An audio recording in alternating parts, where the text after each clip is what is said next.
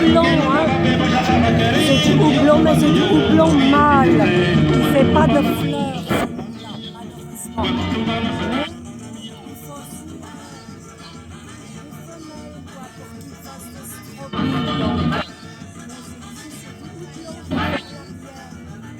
C'est surtout les fleurs qui sont les plus puissantes pour calmer les chaleurs de la ménopause ou de l'andropause aussi. Mieux dormir, hein, entre autres, faire baisser la pression. C'est vraiment les petites fleurs, ça sent très fort, comme le cannabis d'ailleurs. C'est de la même famille que le cannabis.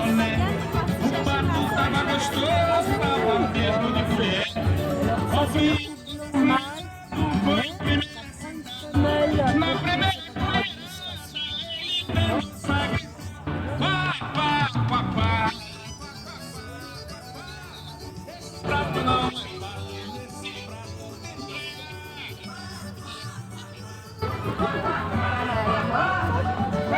Et de la C'est de la sauge à l'ananas, ça.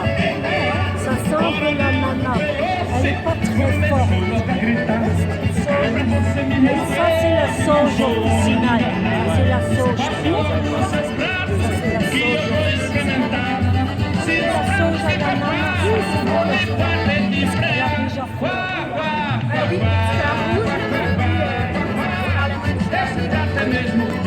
C'est de la même famille, mais quand même, elle est beaucoup plus puissante. Est-ce qu'il y a des contre-indications pour la sauge? La très haute pression, puis aussi la constipation chronique, parce qu'elle est astringente. Elle resserre les tissus, donc il ne faut pas en Pour abuser. les gens qui ont des problèmes rénaux, est-ce que... Non, il n'y a pas de problème. Une petite dernière, là.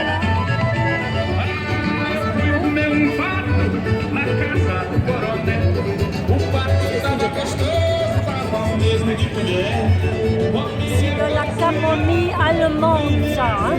Les camomilles, il y en a au moins 5 sortes au Québec, puis on peut en cultiver encore plus.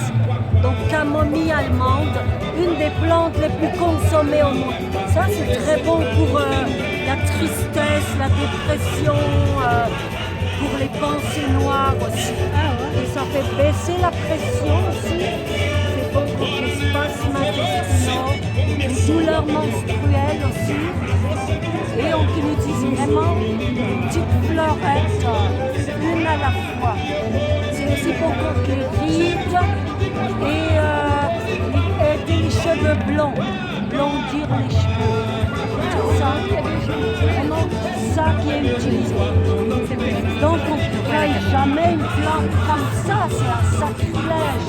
On taille la plus petite fleur à la fois pour en faire un remède. Donc à ce stade-là, camomille allemande, une des meilleures calmer le système nerveux et les douleurs, tisane, et faire baisser la pression. Camomille allemande. C'est pas de la ciboulette, ça. L'ail perpétuel. Hein. Ouais. Ben, on peut le broyer, faire le pesto, la sauce. C'est sûr que là, vous venez de condamner des dizaines de fleurs, hein, parce que ça, c'est le fruit. Hein. Ça, c'est la fleur, mais ça se fait ça. Mais c'est mieux de broyer dans l'huile, ou dans le vinaigre, parce que comme toutes les plantes de la famille de l'ail, c'est un anticoagulant, ça nettoie le sang, ça réduit, ça fait baisser la pression. Voilà.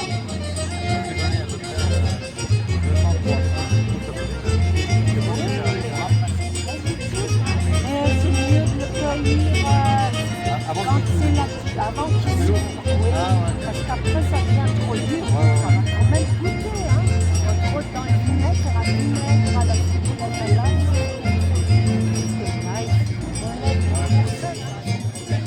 Ça goûte à cerise de terre, c'est une sorte de cerise de terre, ça, c'est bon pour les reins. Je sais pas s'ils vont donner des fruits éventuellement, mais oui, il y a bien des oui, ils sont pas mal, ils vont donner. Oui.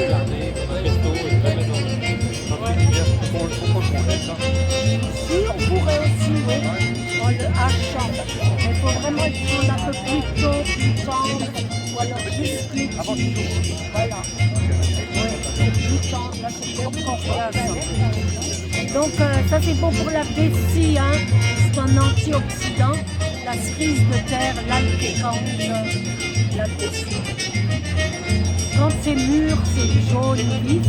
Il y a des variétés rouges aussi. Une petite dernière pour le stevia.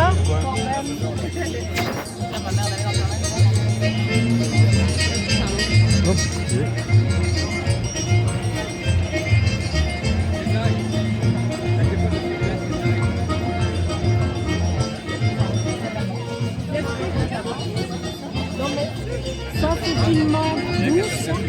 Sentez-la, elle est bien différente de l'autre. Regardez, celle-là, c'est de la menthe à épis. Hein. D'ailleurs, quand on veut reproduire des plantes, c'est bien mieux de couper la tige florale. Hein. Hein? Donc, c'est des graines, il y a des centaines de graines là-dedans. Hein? C'est bien mieux de cueillir les graines que de déterrer un plant toujours dans la nature. Hein? On va cueillir les graines pour perpétuer la vie et la ressemer à volonté. Pas l'arracher. Non, c'est une menthe douce. Et ça, c'est du stevia rhopodinia. Donc, prenez un petit bout de feuille, c'est pas le stevia qui manque. C'est la plante la plus sucrée au monde. Hein. C'est le remède du diabète hein, et de l'obésité à la limite. Hein.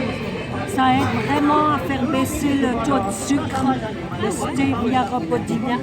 C'est utilisé dans le médicament pour les diabétiques. On l'utiliserait pas comme substitut. C'est ça, c'est déjà fait. Il y en a au moins 20 sortes dans les magasins naturels, sous forme de poudre, de purée, de cristaux, de liquide. Alors on pourrait faire une teinture mère avec, ou un sirop très dense que vous mettez au frigidaire et vous sucrez vos choses avec le stevia.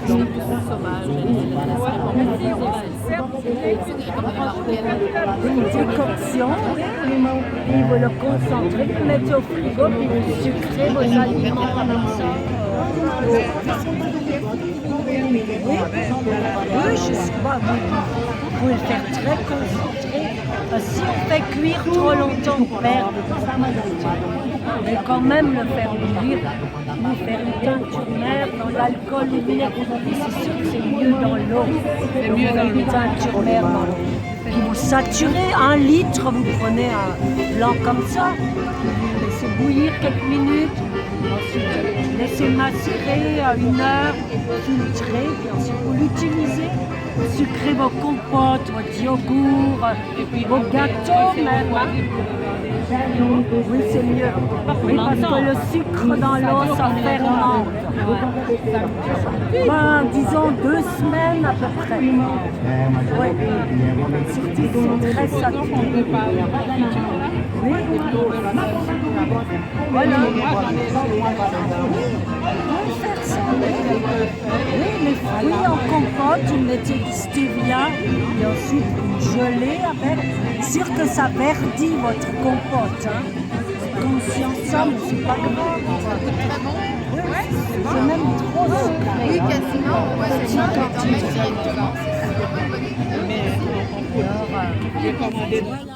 Et ça se cultive bien, hein, même stevia rhopodinia. Ça vient des tropiques, hein, du moyen de l'Amérique latine.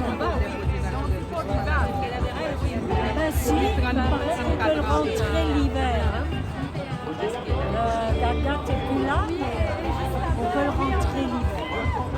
Oui, c'est ça, du soleil, de l'eau, hein, comme toutes les plantes, et de l'amour, comme tout ce qui est vivant. Je vais retourner là-bas, ramasser mes choses. Si vous avez des questions, posez-moi-en. Mais je ne peux pas vous donner beaucoup plus aujourd'hui, surtout avec la musique. Hein, on s'entend pas bien. Hein. Prenez soin de vous, passez un bel hiver. Si vous me cherchez, je suis sur le web, annieschneider.com, j'ai un site web. Là-bas, j'en ai quelques-uns.